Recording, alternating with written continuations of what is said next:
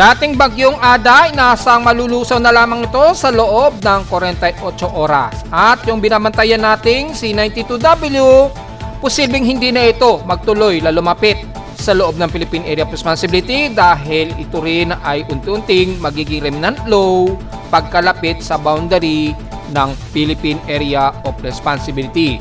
Ano ang dahilan? Alamin. Muling paglakas ng amihan, nagpapalamig ngayon sa buong bahagi ng Northern Luzon kasama ng Metro Manila at Southern Luzon.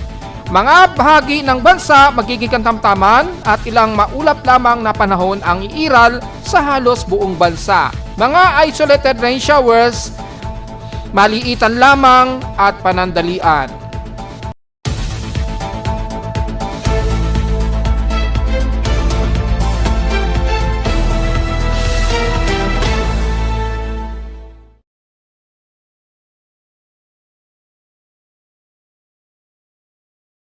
Hello, good morning mga folks. Welcome po muli sa ating Daily Weather Bulletin at Analysis para sa araw ng Huwebes, January 22, 2026. Ang oras sa ating Boss Pai Mega ngayong umaga ay alas 10:42 na ng umaga.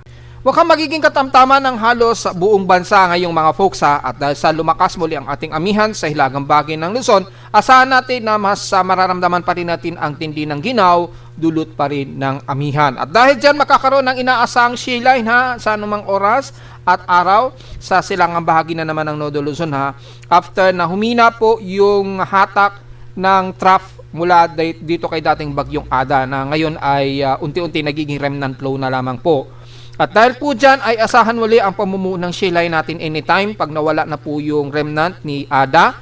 At habang hindi pa gaano nag-accumulate yun, ay asahan natin yung accumulated water vapor sa silangan ng Northern Luzon hanggang Southeastern Luzon ay magpapatuloy po. Gaya, bagamat bumaba ang chance ng mga isolated rain showers, typically mga bandang hapon siguro o tanghali, sa most of eastern sections ng Luzon, hindi naman ganun kalaki ng water vapor na aasahan natin. Expected lamang ang mga isolated rain showers sa maghapon at localized thunderstorms pero mostly very isolated ang mangyayari po ngayong mga folks lalo na sa buong bahagi ng Northern Luzon. Except na lamang sa may bandang Visayas at Mindanao na kung saan nagiging hot humid na rin ang panahon sa kanila at nagiging katamtaman ang panahon. So wala tayong aktibong lightning strike monitoring sa ngayon dahil sa mas malamig ngayon ang ating paligid. Yung ating current conditions, overcast tayo, mahangin, gloomy at partly cloudy. So napapansin nyo po, dumadalas na po ang mahangin na panahon dahil medyo nagiging yung medyo partial nang nagbabago yung klima ng bahagya. Dahil unti-unti na po bumababa o very nagde-descending na rin po yung ating tag-amihan. So dahil unti-unti, bahagya ng tumataas yung init ng temperatura sa may Mindanao. Umaabot na bandang Northern Mindanao yung pinaka-boundary ng mas mainit dahil po sa tutok ng direkta ng sikat ng araw. At dahil dyan ay medyo mapapansin natin, nagiging mahangin tayo ngayon dahil yung huling mga bugso ng hangin mula sa northeasterly wind flow ay unti-unti na pong nagde-descend na po kasi yan. So, unti-unti lumalayo na po yung pinaka-jet stream nito pabalik sa Northern Hemisphere. So, kaya madalas magiging mahangin po tayo ngayon. At dahil windy tayo, partly cloudy at gloomy pa rin sa Metro Manila, nagiging maaraw po tayo ngayon. Nagiging clear skies tayo. Pero expected partly cloudy ang madalas na magiging maghapon natin. Base na rin sa ating forecast and storm prediction. So, yung ating hangin umaabot ng mga mahigit sa 20 km per hour. Base na rin sa actual ng aking weather station. Sa lowest temperature na itala na weather station, kaninang 6:16 a.m. Pinakamababa ang naitala sa amin, 22.3 degrees Celsius muli. Which is yung unang recorded natin dyan ay noong January 22 po. Yan, noong January 22. So ngayong araw po ang pinakamababa ang lumalabas na nag-update na po. Pero halos kapareho 'yun nung nakaraan mga January 8 yata 'yon. Umabot din ng 22.3. Kaso siguro yung konting decimal niya ang nagpalamang ngayong araw kaya ngayon ang pumalit na may pinakamababa pero halos pareho lang nung January 8. which is 22.3 degrees Celsius ang lowest temperature sa amin sa Caloocan. Kahapon, almost stationary lamang kami na 30.7 degrees Celsius. Ang highest air temperature sa amin sa Caloocan, kahapon yan tanghaling tapat at 12:13 p.m. So, yung heat index, medyo mababa at 36 degrees Celsius lamang. So, wala tayong magiging forecast muna sa heat index. Diretso agad tayo sa ating PH extremes in past 24 hours. Nangunguna pa rin ang Zamboanga Peninsula sa may pinakamainit na temperatura na 34 degrees Celsius. Sa lowest naman sa Baguio, grabe ang sobrang lamig sa kanila. Lowest of 11 degrees Celsius. So imagine niyo po sa Atok Benguet, estimate ko lang po ito, panigurado nasa around 9.5 degrees Celsius siguro yan, o 8 degrees Celsius. Na pinakamababa ngayong buwan na lowest temperature sa Baguio at sa Benguet, 11 degrees Celsius. So pinakamalamig na po yan ngayong month ng January, o pinakamalamig na ngayon yan sa Baguio ngayong buwan. Na lowest of 11 degrees Celsius. Sobrang lamig po niyan. So sa mga kababayan natin yan, dyan sa Baguio ay siguro sanay na po yung mga kababayan natin dyan sa Baguio. Pero yung mga umaakit at mga turista lamang, kapal-kapalan nyo po ang inyong mga jacket dahil asahan na mas maginaw, sobrang ginaw po ngayon dyan sa Baguio at sa Benguet. Sa Inula naman ang GNX and Samar, nakaranas sila ng 8.2 mm. So wala rin naman kaming pag-ulan sa Caloocan. Mahigit 2 linggo na po halos na wala kaming naranasang pag-ulan. Outside humidity, well, 63%. So medyo drier tayo. So medyo dry. Mabilis pong magpatuyo nito ng sinampay. 64% lamang po at bumaba ng 5% since last hour. So medyo drier tayo ngayon. High pressure area tayo at 1,014 hectopascals. So, ibig sabihin, bumaba uli at lumakas ang ating amihan. Malinaw po yan and steady ito since last hour. Medyo minimum low po tayo going to high tide. Mamayang 2:52 p.m. pa po ang high tide. So, malakas po ang aasahan nating alon sa hilagang bahagi pa rin ng Luzon at western part ng Luzon. Ganon din sa silangan ng Nodo Luzon dahil po sa amihan. Yan. Pero sa katimugang bahagi naman mukhang okay na po dahil wala na po yung lakas ng bugso ng hangin dahil kay Ada. Wala nagaano, so medyo safe po sa may bandang katimugan ng Visayas at Mindanao, except na lamang sa northern part ng Luzon, lalo na sa kanluran dahil sa malakas po ang daloy ng ating amihan dyan, malakas ang aasahan nating alon mga folks. Kaya kumari, delikado at wag muna po pumalaot yung mga maliliit nating mga mangingisda. Samantala, kamustahin din man natin status natin sa ating space weather dahil sunod-sunod po, naging malala ang ating solar flares. Tuloy-tuloy po at makikita natin ngayong 9:24 AM ngayong umaga ay onset pa rin. Meron tayong minor na NOAA scale na S1 at geomagnetic field. At least 4.67 ang asahan natin ngayong araw at sa loob ng 3 araw. Patuloy pa rin nasa effective yung ating solar radiation at least 45%. Although decreasing ito, hindi natin inaalis ang posibilidad pa rin na magkaroon ng biglaang solar minor. Mataas pa rin ang ating radio blackout at 60%. Well, dahil sa slight chance pa rin na may mga inaasang pa ring activity, lalo na yung coronal hole since influence pa rin ng solar radiation. Tuloy-tuloy pa rin po yan. Mula nung nakaraan na nagkaroon tayo ng sobrang tindi ng solar wind, nagkaroon tayo ng very high solar wind ngayon at least kumakalma na ngayon. Nasa moderate wind speed na lamang po tayo, at least 534.9 km per second or 1.9 million km per hour na. Hindi kagayang nung nakaraan kung babalikan natin, ayan, so grabe ang huling nating recorded na pinakamataas na recorded natin na halos 1,087 km a second. Halos ano yan mga 4 halos mga 4 million kilometers per hour o 3 to 4 million kilometers per hour. Sobrang bilis yan, kaya grabe yung naging effective at nagkaroon nga po ng malaking epekto sa ating internet transmission. Nagloko siguro yung mga transmission ngayon, kaya may mga ilang data ni NOAA ang hindi ngayon gumagana. So medyo pasensya na lang po muna tayo. Nagkaroon ng epekto kasi yung sunod-sunod na solar flare at ang ating daily sunspot number ay 166. Bagamat kumakalma na, pero nagkaroon ng aberya sa transmission ng radio isotope, kaya naapekto din yung transmission ng internet natin through fiber optics at yung transmission ng satellite. Kaya yung mga services o ibang services ni NOAA ay hindi ngayon gumagana. Especially yung sea surface temperature, nagkaroon tuloy ng problema dun sa data. Kaya medyo pasensya muna tayo. Yan po ang epekto ng matinding coronal mass infusion. So parang bulkan din yan. Kung babalikan natin ang data ng solar photon flux, umabot siya ng category 4. Yan, kaya yan po yung malaking epekto sa usually internet, lalo natin mga transmission ng mga satellite. So pag nagka-aberya yan, nagkakaroon ng matagalang maintenance tuloy yan. Nung nakarang araw, 3 days ago, since January 20 po ito. Nagsimula ito actually January 19. Ayan, makikita naman sa ating data.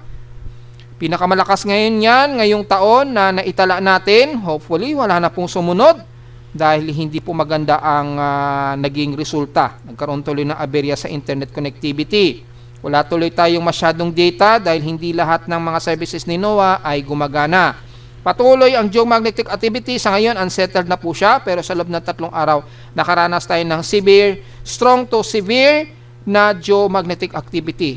Ito yung nagpa-aberya, kaya hindi natin binabaliwala yung space weather, hindi lang sa lagay ng panahon natin sa loob ng Earth, kundi sa labas din ng ating mundo.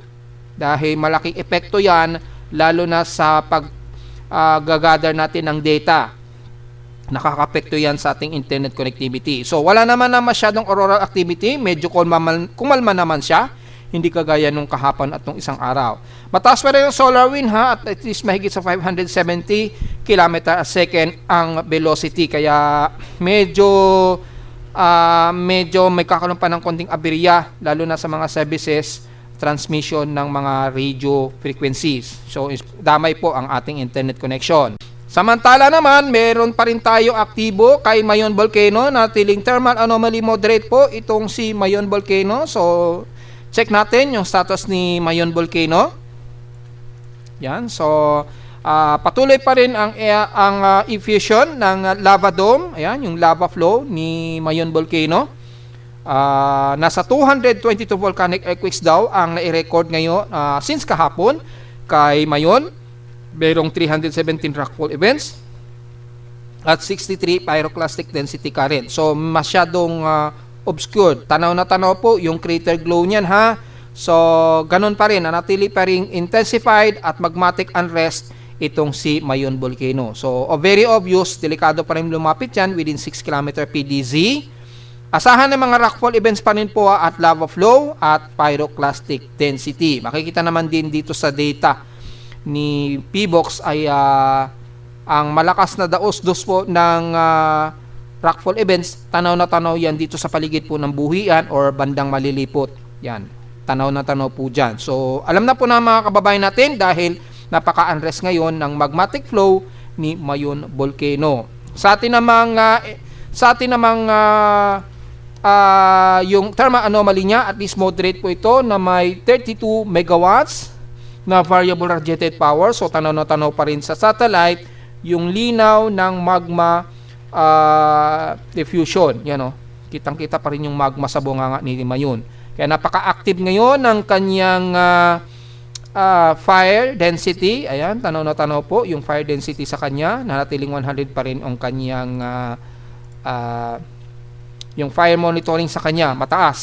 So, ingat na lamang po sa mga kababayan natin dahil patuloy na aktibo yung infusion niya. Bagamat yung SO2 niya at least 1,281 tons a day lamang since January 21, pero magmas pa rin po tayo dahil yung pagdaos po ng lava niya ay magkakaroon pa rin niya ng plume na nire-release. So, delikado pa rin sa mga makakalanghap po yan malapit sa paligid ni Mayon Volcano.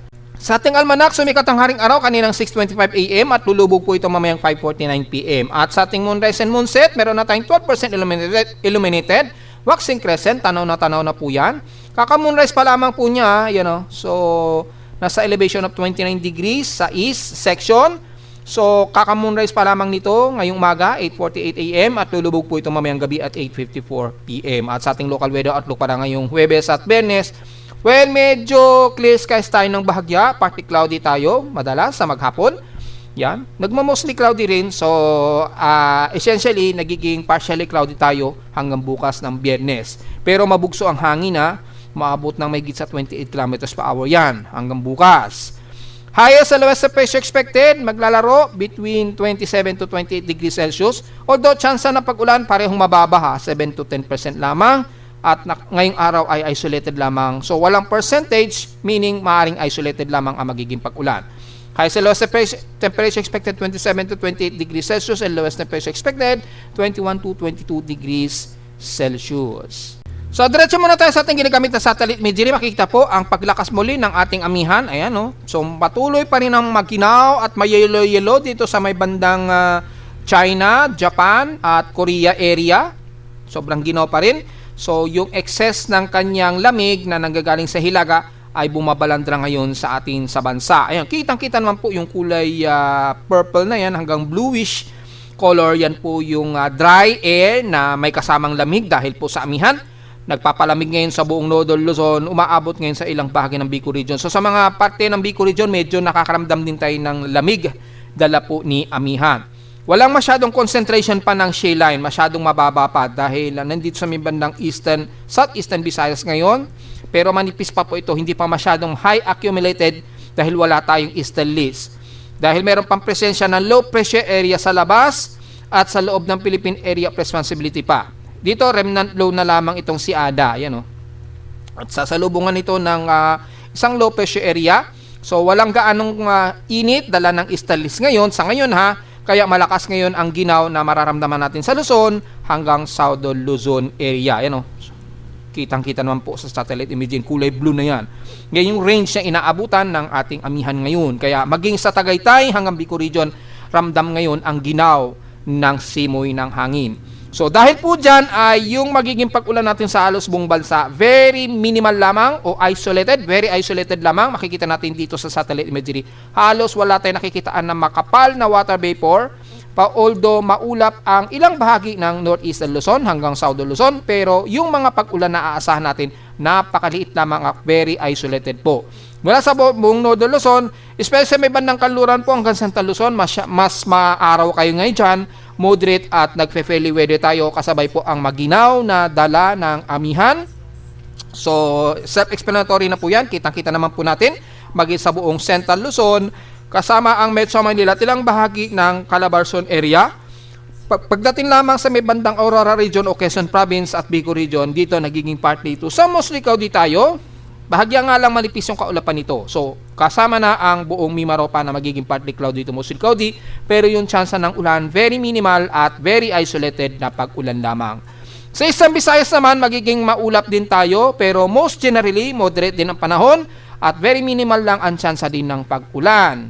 So, yung mga chance din ng pag-ulan sa buong Visayas, halos very minimal lang ulit at mga isolated lamang. So, kung maghapon po kayo nasa labas mga folks, importante pa rin ang payong dahil yung tinding sikat po ng araw at mas humid po ang panahon sa inyo sa buong Visayas area. Despite na yung mga maliliitan lamang ang chance ng pag-ulan ang iiral sa maghapon. Ganon din ang iiral sa buong Mindanao, mostly Northern Mindanao, magiging partly cloudy to mostly cloudy tayo, especially sa paligid po ng Surigao Region at Caraga area.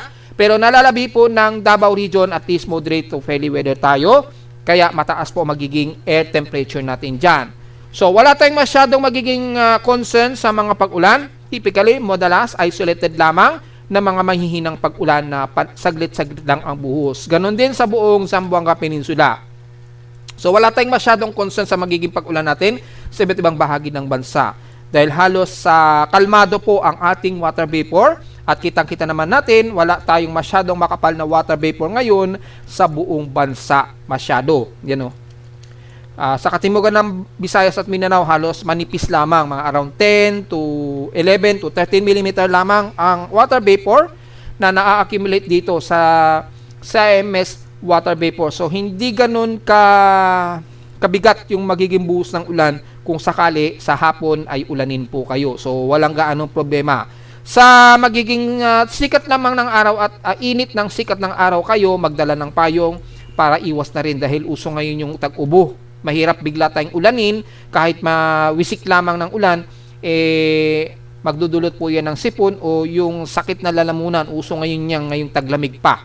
So, yun naman po ang magiging concern natin mga folks. Wala tayong masyadong problema sa matitinding buhos ng ulan ngayong araw. So, diretso agad tayo sa ating ginagamit na computer-generated tropical cyclone sector. Well, hindi na, gaya na po ng ating sinasabi tungkol kay dating bagyong Ada, international name Nokaen, ay hindi na masyado ito magiging bansa dahil itong si dating bagyong Ada ay halos remnant low na lamang po talaga yan. Hindi na masyado threat. So habang ito ay dumadaos-dos patimog, ganyan, ngayong araw, ay makikita natin is wala na po talaga. Malulusaw na lamang po siya habang nandyan siya sa loob ng ating Philippine Area of Responsibility. So hindi na tayo masyado further na magre-report tungkol kay Nokaen o dating bagyong Ada nga. Dahil sinabi ko na nga po sa ating Facebook page ng isang araw, ay yun na po yung ating huling ulat, report, para kay dating bagyong Ada dahil hindi na natin na magiging concern yan. Samantala, itong si 92W na binabantay natin na bagong invest, nagbago po yung naging forecast niya na supposed to be papasok ito ng Philippine Area of Responsibility itong darating na weekend. At dahil sa bumaba po yung lumakas yung ating amihan, ay tuluyan itong magkakaroon ng collision dito sa may bandang boundary ng PAR dito sa bandang east ng Visayas. At dahil dyan, itong si 92W ay pahihinain kaagad bago man lang ito makalapit ng Philippine Area of Responsibility this weekend po. Sa ngayon, ang layo nito as of 8 o'clock AM pa. Yan, ang magiging reference point natin ang bandang Surigao, Tandag, Surigao del Norte. Bandang Surigao del Norte. So, Surigao del Norte, ang layo niya sa labas ng PAR ay nasa 1,830 km o 849 km east ng Surigao del Norte, sa labas ito ng Philippine Area of Responsibility o southwest ng Guam. So, napakalayo pa. Nasa paligid pa po ito ng Yap Islands, kaya hindi pa gaano ito makakalapit pa.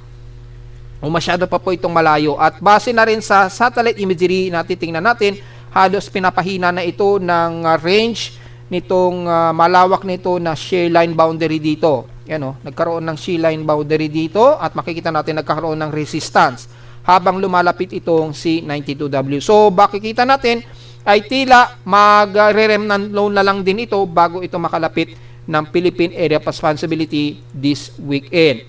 So, obserbahan pa rin po natin dahil malayo pa nga po ito, pero sa ngayon yan po ang nakikita natin at nanatiling mababa ang tsansa niya na maging isang aktibong low pressure area. So at least yun na po ang malinaw sa atin ha, maliit ang tsansa niya na maging isang aktibo pa na low pressure area. So wala pa rin tayong inaasahan na tropical cyclone track monitoring dito kay 92W sa ngayon. Ibig sabihin ay hindi pa talaga sufficient kung ito ay magtutuloy na magiging aktibong low pressure area. Kung titingnan natin sa pinaka-floating satellite imagery, bagamat meron siyang may bahagya na siyang low level convection, pero mapapansin nyo po dito sa hilagang kanluran niya, nagkakaroon po ng resistance sa kanya. Yan, halos sumasalubong ito sa pinaka-remnant low ni bagyong Ada. Ayan o yung circulation ni Ada.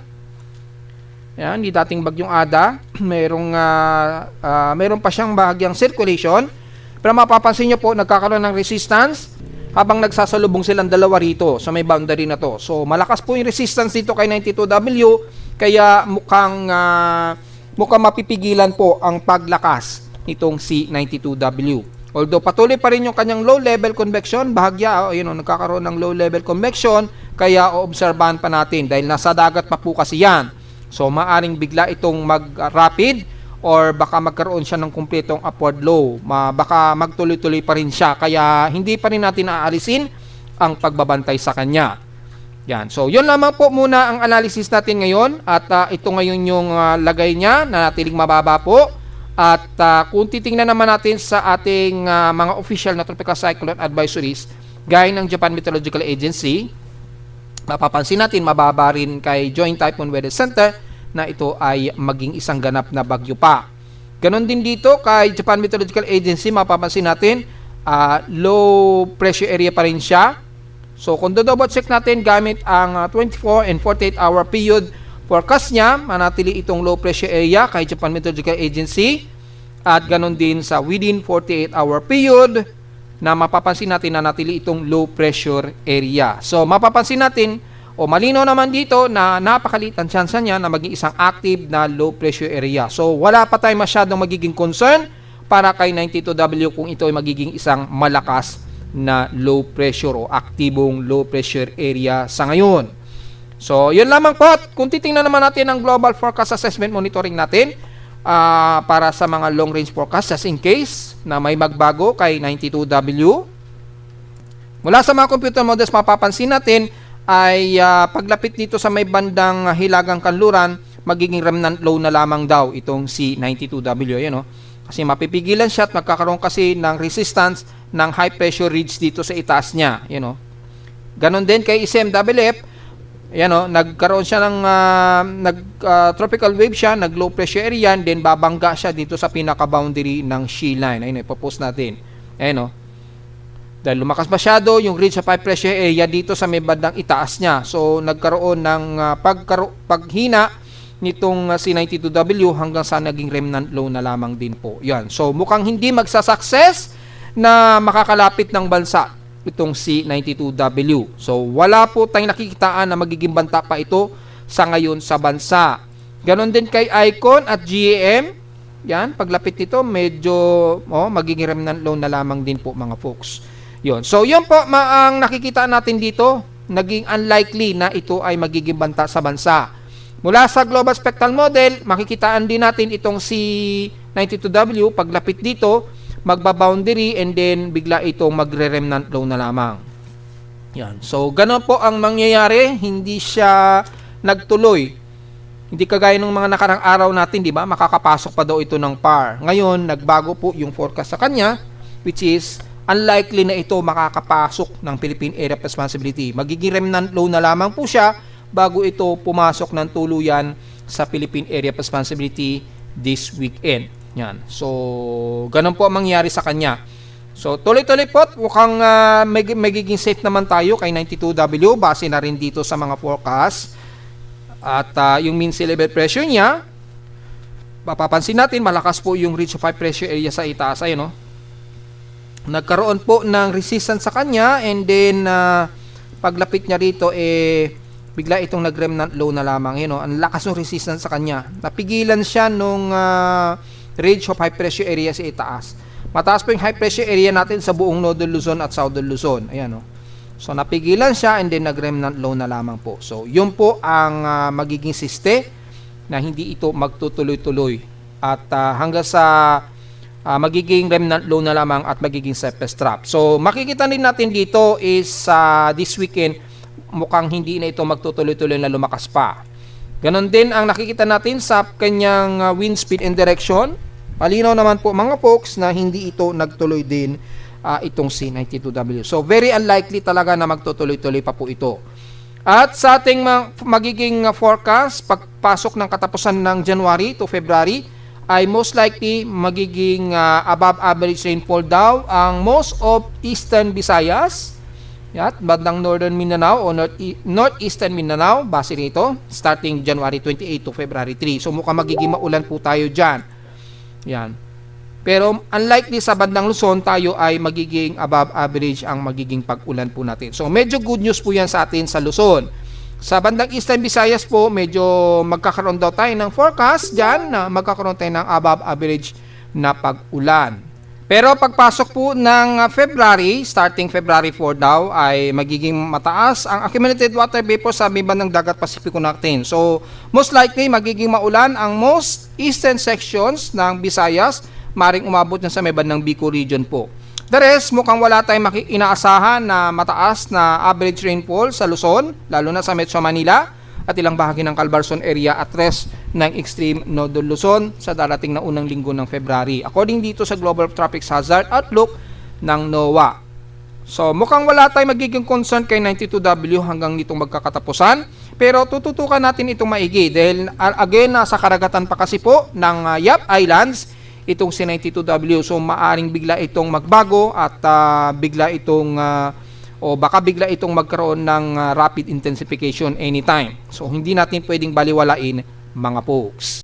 Samantala sa ulat lindol, well, mula kagabi, o actually kaninang madaling araw nagkaroon ng medyo malakas na lindol. Malamang dyan na naman yan sa Sultan Kudarat mga puksa, very obvious naman po. Mukhang sa Sultan Kudarat na naman po ito mula kaninang madaling araw. So diretso agad tayo sa data feed ni P-Box mula kaninang madaling araw, mukhang wala naman po. So before midnight siguro nagkaroon ng malakas na paghinig. Since hindi tayo nakapag-ulat kahapon dahil medyo busy ang inyong lingkod, pero almost stationary yung lagay ng panahon natin kahapon. So okay lamang po. Pero ngayong araw, bahagya nga pong nagbago, maging dun sa forecast ng bagyo na binabantay natin.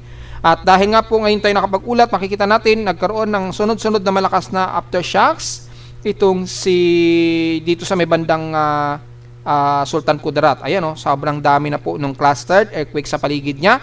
Kung bibilangin po natin sa paligid niya ay nasa 199 o halos 200 ang earthquake count na po dyan sa paligid ng Sultan Kudarat. So mag-ingat po tayo mga kababayan dahil mukhang aktibo ngayon yung fault line dyan. Kung do-double check natin yung fault line.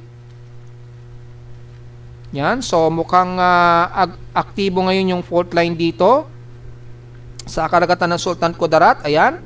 Yung Dextal plate. Yan. Medyo gumagalaw ngayon yan.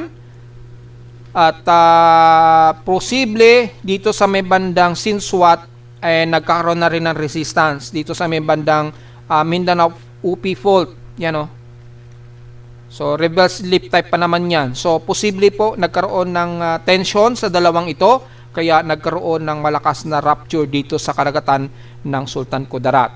And so far yung ibang bahagi naman ng bansa natin at least halos kalmado na sa may bandang Bogo, Cebu at bandang Davao Oriental. Pero patuloy pa rin yung mga aftershocks yan just in case mga puksa. Sa ngayon mapapansin natin ay mga ilan pa rin ang mga aftershocks sa may bandang Manay, Davao Oriental. Pero pinakamarami ngayon sa paligid ng Kalamansing, Sultan Kudarat po. Ayun, sunod-sunod pa rin yung aftershocks sa may bandang Sultan Kudarat. Kaya mag-iingat po at be ready palagi mga folks dahil sunod-sunod yung mga aftershocks dyan. At so far, ngayong umaga, wala naman masyadong paglindol malapit sa amin sa Metro Manila, sa Caloocan. Wala masyado. Kaya lalo tayong magiging ready anytime mga folks. At kung titingnan natin yung historical earthquake, panigurado, aabot na ito sa mahigit 700 earthquake total. Dahil hindi natin na-report ito kahapon, well, double check natin gamit ang ating historical earthquake data. Yes, tama. 857 po ang total earthquake natin. 802 dito is magnitude 2.0 pataas. 46 sa magnitude 4.0. 7 sa magnitude 5, so napakaraming magnitude 5. Typically, bandang Mindanao po yan, sa paligid po ng southern part ng Mindanao. At dalawang magnitude 6.0, which is dyan pa rin sa may paligid po ng Mindanao pa rin. Ayun pinakamarami. So mukhang aktibo ngayon yung mga tectonic plates dyan sa paligid po ng katimugang bahagi ng ating bansa. Kaya mag-iingat pa rin po tayo mga folks, lalo na sa bandang Davao region. Yan. At nadagdagan na nga po sa may bandang Sultan Kudarat. So mukhang aabot pa ito ng 1,000 earthquakes bago matapos ang month of January. Lalo na't aktibo ngayon yung mga pagyayanig sa may bandang Mindanao area. So kung bibilangin natin yung clustered earthquake dito sa may bandang Sultan Kudarat, paligid nito, nasa halos 170 ang total earthquake sa Sultan Kudarat.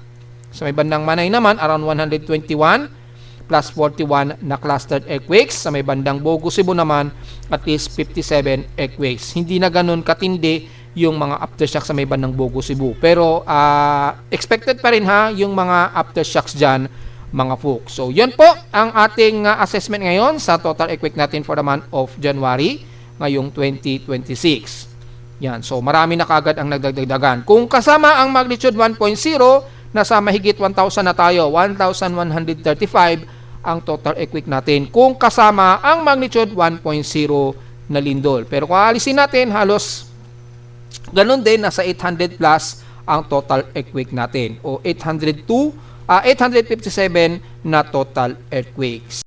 At narito naman ating 3-day to the weather forecast para sa araw ng Huwebes, January 22, 2026.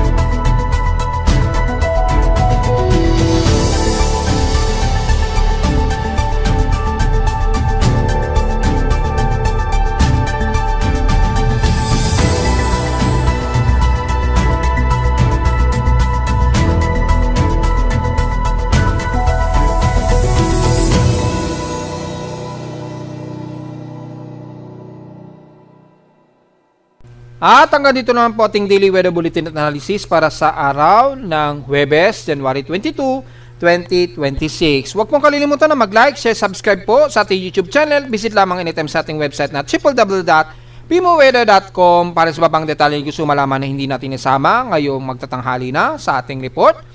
Since magiging halos maganda ang ating panahon ngayon sa buong parte ng Luzon. So, yung magiging concern lang natin yung ginaw, dala po ng amihan, lalo na dyan sa may bandang Benguet at Baguio City. At visit lamang sa ating website sa gustong malaman ang pinaka-dynamic events mula sa reading ng aking aparato sa Caloocan at sa data feeds mula sa iba't ibang weather agencies. Maraming salamat po mga folks at magandang araw po sa ating lahat.